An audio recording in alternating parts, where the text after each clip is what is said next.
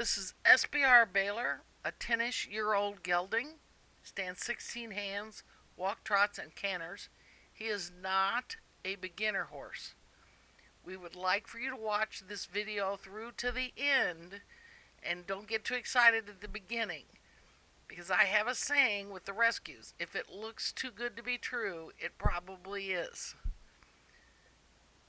This horse has the look of a show horse, but for sure a really nice academy horse.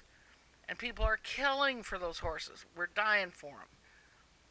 And the hardest one to find is a good horse that walk trots and canters. We can find fairly decent ones that walk and trot, but to have a horse that canters and canters collected and sets a rider off is one of the harder ones to find. So here we have a horse that's a nice size. His stride is good. He lets a rider keep their legs quiet. Now, we're not asking him to do much. And you're going to see any flat walks. It looks pretty good.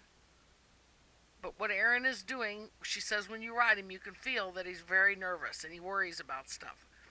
So, of course, she's ridden him a couple times. So now we're going to show you what he looks like when he's right. And then we're going to go right into what I call the hole in him later on. So she reversed him here for a reason. He's a little more nervous on the other side of the rail starting out. So she's putting him in an area where she knows she can get him to start without being upset.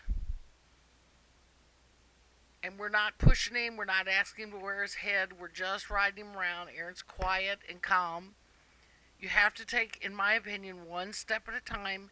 If you have a horse that's nervous, don't ask him to do anything hard or anything that's just a little bit, puts a little more pressure on him. Just let them go around where they're comfortable and happy.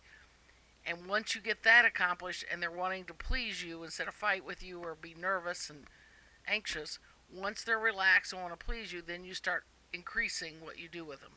So right now, Erin is riding him very calmly, very quiet in her hands. She's going to reward him and let him know he's a good boy. In this direction, he canters better than the other direction.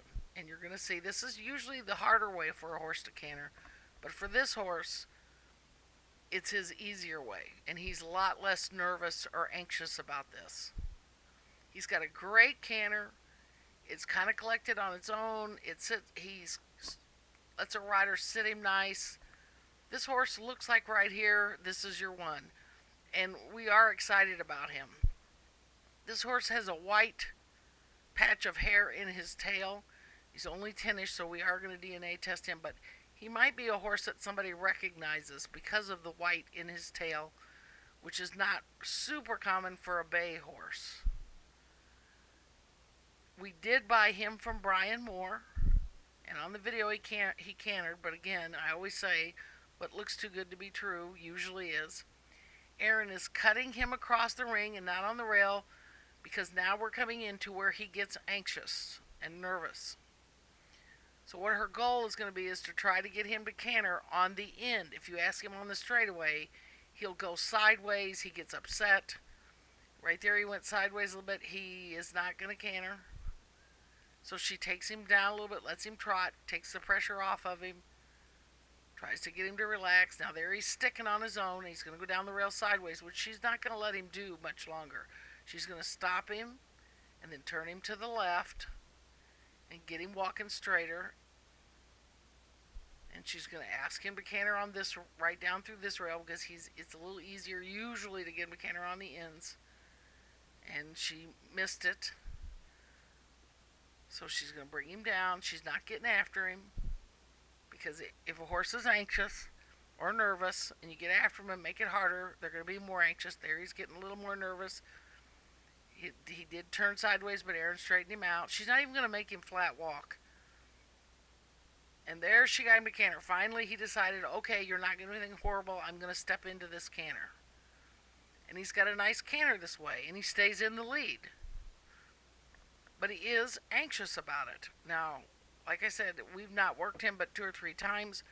Our goal would be to find out exactly how to stop him from being anxious, to get him more comfortable with it, and get a series of, if you canter him here, he'll do better. And then we have our riders try to ride around the holes. Some of these horses don't get fixed to where you fix them no matter what you do. You just learn the right buttons to push. Now she is going to ask him to canter again, and that canter was better. Took a little more start, like he didn't want to do it, but it was better. So we got him to do it the way we wanted him to on the ends. He's starting to use his ears again. He's not as anxious. She's just letting him canter now. If you're interested in SBR Baylor, contact Saddlebred Rescue, and just remember that this is not right now a candidate for a lesson or a beginner horse.